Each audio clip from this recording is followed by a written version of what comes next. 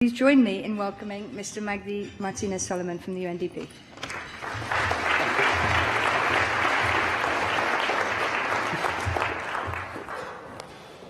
Thank you, Angie.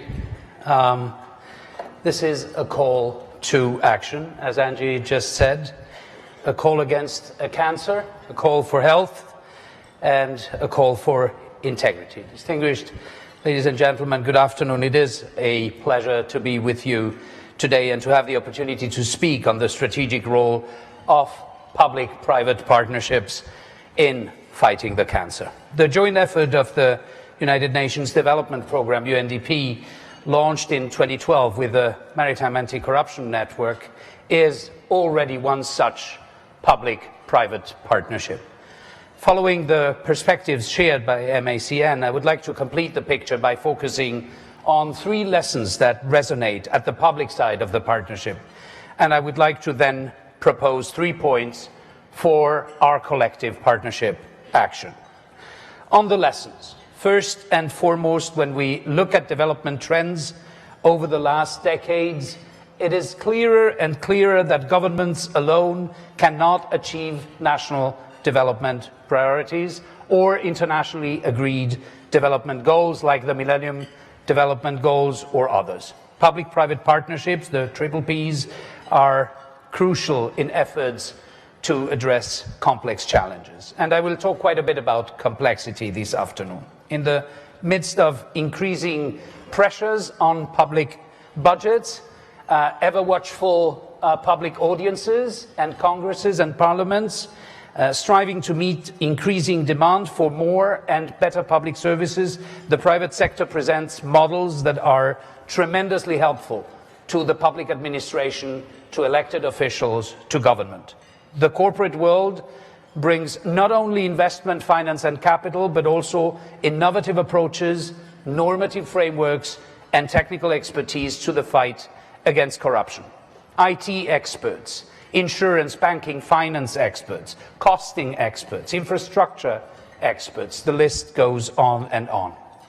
Second, in the fight against corruption, everyone has a stake. Businesses, large and small, require an enabling environment to support growth, jobs, trade, and innovation. Only bad business thrives in an atmosphere of traffic of influence, privileged access to information, and widespread bribery. That's the businesses afraid to compete because they can't win fair and square against the competition. All other businesses, the medium enterprises, the startups, the big ones, the innovators, those who play by the rules, want the state to enforce the rules. So the question is, are you afraid to compete, or are you happy to play the integrity game? This is the reason why the UN, through the UN Global Compact, engaged businesses that are committed to aligning their operations and strategies with 10 universally accepted principles in the areas of human rights, labor rights, environmental sustainability, gender equality, and anti-corruption. Third, corruption is a complex challenge that requires complexity thinking, foresight, collective integrated action, including global advocacy, national governance reform, greater civic participation, watchdogs, rule of law, and more importantly, strong leadership to build transparent coalitions between the public and the private sectors. According to the Institute of Business Ethics Media Monitoring Report 2013, bribery and facilitation payments are the most common reported issues among firms in different sectors. The sectors usually reported as the most prone to corruption are those that are critical for achieving sustainable development and democratic governance. Extractive industries, defense and security, big pharma, and broadcast media. If you work for or with any of these sectors, we need you even more as advocates, as activists, and as practitioners of the integrity agenda. So what do? We know that it won't happen without business.